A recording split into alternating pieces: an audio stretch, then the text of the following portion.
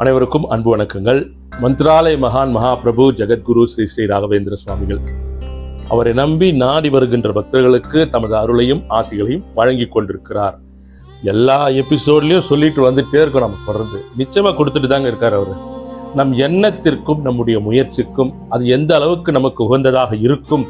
நம்ம ஆசைப்பட்டு இது வேணும் அது வேணும், அப்படி இருந்தால் நல்லா இருக்கும், இது இருந்தால் நல்லா இருக்கும், எனக்கு கொடுங்க நம்ம வேண்டி வேண்டி கேட்டு கொண்டிருந்தால் கூட சில பல விஷயங்கள் சில வெற்றிகள் அப்படிங்கிறது நம்மை தொடாமல் சென்று கொண்டிருக்கும் போது நமக்கே ஒரு வருத்தம் வரும்.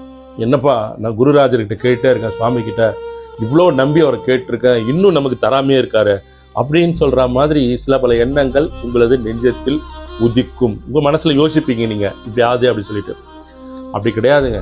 நாம ஒரு வேண்டுதலை அவர்கிட்ட வேண்டுறோம் அப்படின்னா அந்த வேண்டுதல் நமக்கு சரியானதாக இருந்தால் மட்டுமே அதனை நாம் அவர்கிட்ட இருந்து பெற முடியும்.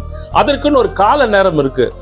இன்னைக்கு விதைச்சிட்டு நாளைக்கே முளைச்சு அடுத்த நாளே எல்லா விதமான அந்த அறுவடை செய்து எல்லாமே சாப்பிடணும்னா எப்படிங்க முடியாது? அதுக்குன்னு ஒரு பாயிண்ட் இருக்குல்ல, இவ்வளவு நாட்கள் இருக்கணும் இவ்வளவு நாட்கள் இருக்கணும் சொல்லிட்டு. சரணாகதி பக்தி நாம பண்ண பிறகு, அதாவது அவருடைய அருள் அனுகிரகம் ஆசிகள் அதை விட பெரியது இந்த உலகத்தில் எதுவுமே கிடையாது. அவருடைய அனுகிரகம் அவர் உங்களுக்கு கொடுத்து விட்டால் நிச்சயமாக அதை விட பெரிய விஷயமாக இந்த உலகத்தில் எதுவுமே பார்க்க முடியாது. நாம சொல்லுவோம், அதாவது 1000 சூரியன்களின் ஒளி பிரவாகமாக விளங்கும் குருராஜரின் கடல் அளவு மகிமையை கரண்டியில் அள்ளும் கடைகோடி பக்தன் நான் அப்படிங்கிற மாதிரி ஒரு சொற்றொடர் நான் சொல்வேன். அவ்வளோ பெரிய மகிமை, அவ்வளோ பெரிய புகழ் வாய்ந்தவர் அவர். குருராஜர் மகிமை செய்யணும் அப்படின்னு நினைச்சிட்டாருன்னா அதுக்கு நோ கொஸ்டினே கிடையாது, எந்த கேள்வியும் கிடையாது. ஏன் செய்யறாரு, எதுக்கு செய்யறாருன்னு தெரியாது. உங்களுக்கு கொடுக்கணும்னா கொடுத்து முடித்து விடுவார். நிச்சயம் உங்களை வெற்றி படிக்கட்டில் நடக்க விட்டு அந்த உச்சத்தில் அமர வைத்து விடுவார். அதற்கு நமக்கு தேவை பொறுமை, நிதானம்.